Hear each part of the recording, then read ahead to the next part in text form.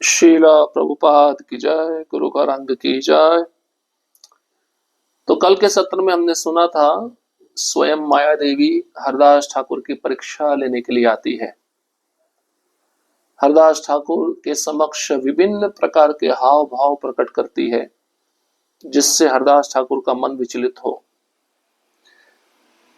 हरदास ठाकुर को माया देवी कहती है कि तुम बहुत सुंदर पुरुष हो, मैं तुम्हारा संग करना चाहती हूं, इसलिए मेरी इच्छा को पूरा करो। हरदास ठाकुर कहते हैं कि मैंने नाम जप करने का व्रत ले रखा है, जब तक मेरा नाम जप पूरा नहीं होता है तब तक मैं दूसरा कोई कार्य नहीं कर सकता हूं, इसलिए तुम यहीं पर बैठो और हरि नाम को श्रवण करो। तो तुलसी महारानी को प्रणाम करके परिक्रमा करके वे माया देवी हरिनाम को सुनती है शुद्ध भक्त के मुख से। हरिनाम सुनते सुनते रात्रि पूरी बीत जाती है, सुबह होता है, वो माया देवी चली जाती है। दूसरे दिन आती है, संग करने की इच्छुक है, लेकिन हरदास ठाकुर का संग तब भी नहीं कर पाती क्योंकि उनका नाम जब पूरा नहीं हो पाता है। तीसरी दिन वह जब आती है रात्रि में,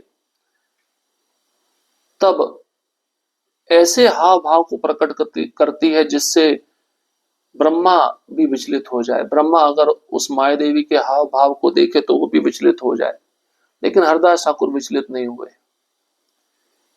तीसरी दिवस की रात्रि में भी वह माया देवी हरदास ठाकुर को पराजित नहीं कर पाती, क्योंकि हरदास ठाकुर पूरी तरह से कृष्ण के चरण कमलों में समर्पित थे। अब माया देवी हरदास ठाकुर को कहती है, मैंने पहले ब्रह्मा को मोहित किया है, अन्यों को भी मोहित किया है, केवल तुम्हारे मन को ही मैं आकृष्ट नहीं कर पाई, तुमसे मैं हार गई।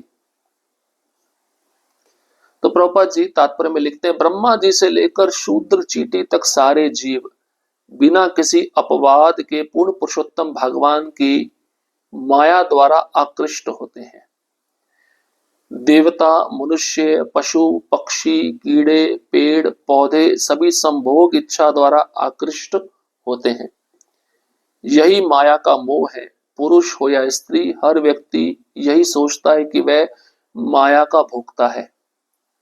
इस तरह हर व्यक्ति मोहित होता है और भौतिक कार्यों में लगता है, किंतु हरदास ठाकुर सदैव पूर्ण पुरुषोत्तम भगवान का चिंतन करते रहते थे और सदैव भगवान की इंद्रियों को संतुष्ट करने में लगे रहते थे।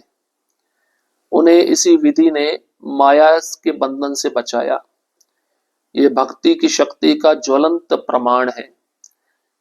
भगवान की सेवा में पूरी तरह लगे रहने के कारण ही उनको माया के साथ भोग करने के लिए प्रेरित नहीं किया जा सका। शास्त्रों का निर्णय है कि शुद्ध वैष्णव कभी भी भौतिक जगत का भोग करने की नहीं सोचता, जिसकी चरम परिणति संभोग है।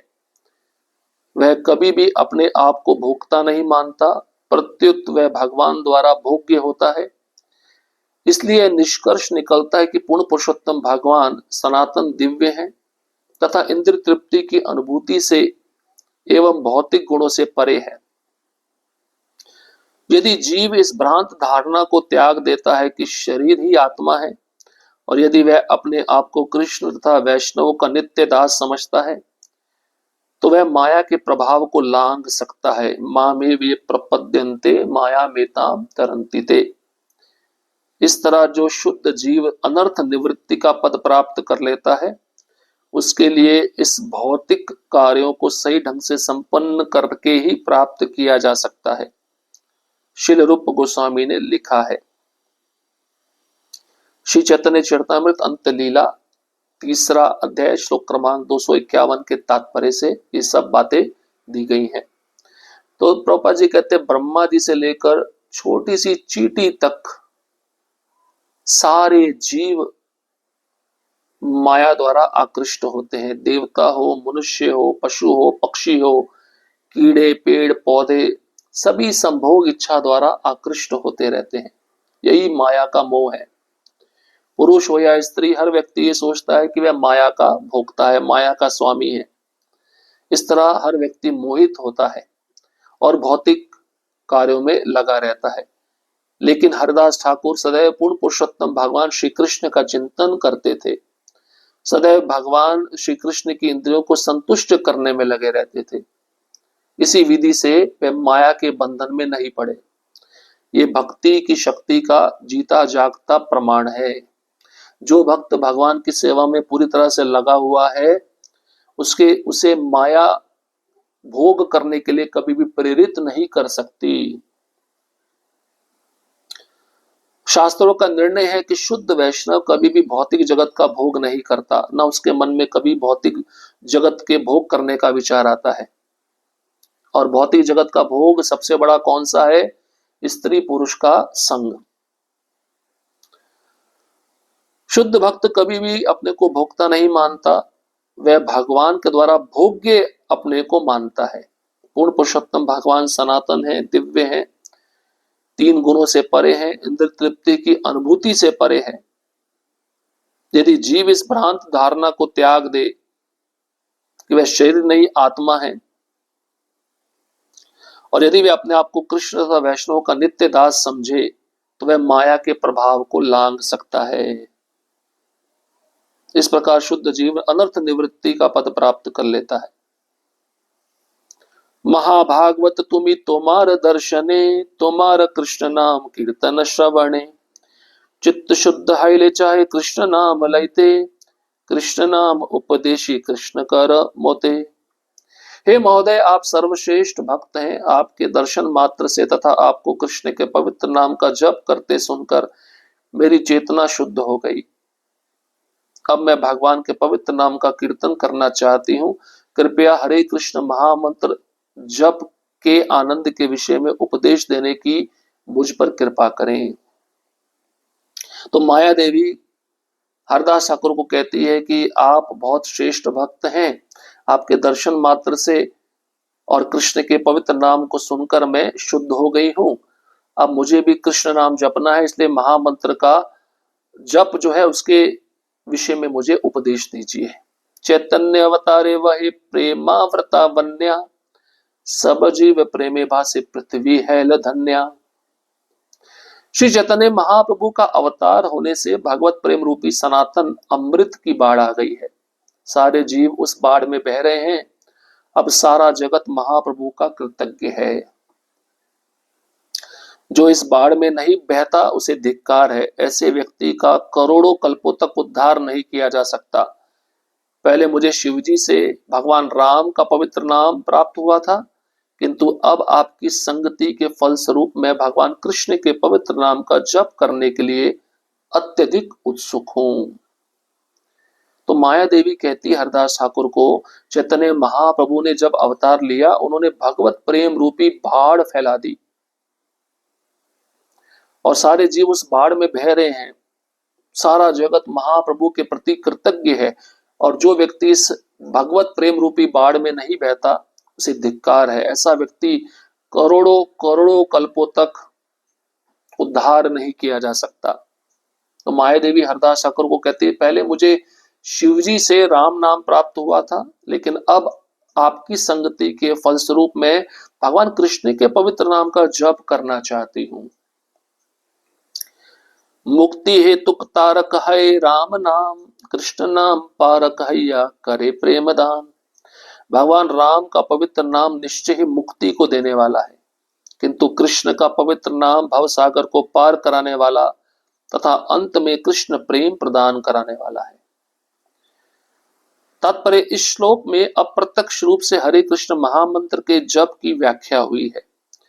हरे कृष्ण महामंत्र में हरे कृष्ण कृष्ण कृष्ण हरे हरे, हरे राम राम राम हरे हरे, कृष्ण तथा राम दोनों के पवित्र नाम आते हैं। भगवान राम मुक्ति का अवसर प्रदान करते हैं, किंतु केवल मुक्ति लाभ से वास्तविक आध्यात्मिक लाभ नहीं मिल पाता। कभी कभी कोई व्यक्ति भौतिक जगत से मुक्त तो हो जाता है, किंतु यदि उसे कृष्ण के चरण कमलों में शरण नहीं मिलती तो वह पुनः भौतिक जगत में आ गिरता है।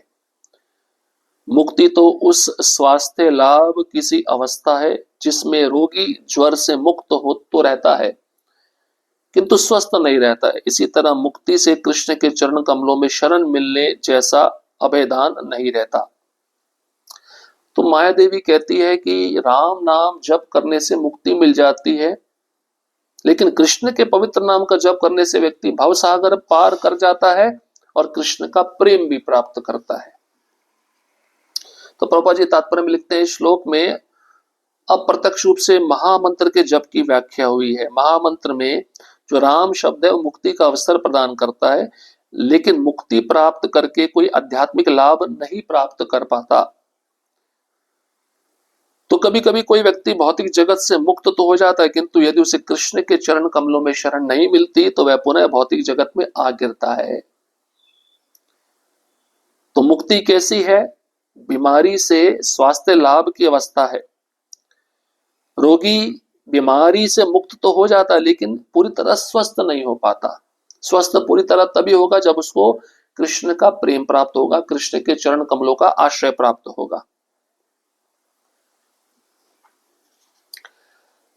तब माया देवी ने कहा, कृपा करके मुझे कृष्ण नाम दीजिए और मुझे भाग्यशालिनी बनाइए, जिससे मैं भी श्री चैतन्य महाप्रभु द्वारा प्रवर्तित भगवत प्रेम रूपी बाढ़ में बह सकूं। एत बलि वंदिला हरिदासेर चरण, हरिदास कहे कर कृष्ण संकीर्तन। इस तरह कहकर माया ने हरिदास ठाकुर के चरण कमलों की पूजा की और उन्होंने तुम हरे कृष्ण महामंत्र का जप करो यह कहकर उसे दीक्षा दी। इस तरह हरिदास ठाकुर से उपदेश पाकर माया अत्यंत प्रसन्न होकर चली गई। दुर्भाग्यवश कुछ लोगों को इन कथाओं में श्रद्धा नहीं होती, इसलिए मैं उन कारणों को बतलाऊंगा कि लोगों को क्यों श्रद्धा करनी चाहिए। जो भी इसे सुनेगा वह श्रद्धालु बन जाएगा। कृष्ण भावनामृत आंदोलन आरंभ करने के लिए श्री चैतन्य महाप्रभु के अवतार के समय ब्रह्मा जी, शिव जी तथा चारों कुमारों ने कृष्ण प्रेम द्वारा मुग्ध होकर इस पृथ्वी पर जन्म लिया। महर्षि नारद तथा प्रहलाद जैसे सारे भक्त मनुष्य के रूप में कृष्ण नाम का संकीर्तन करते, नाचते तथा भगवत प्रेम की बाढ़ में बहते हुए वहां आए। कृष्ण प्रेम से मुग्ध होकर देवी लक्ष्मी इत्यादि मनुष्य रूप में वहां आई और उन्होंने नाम प्रेम का आस्वादन किया।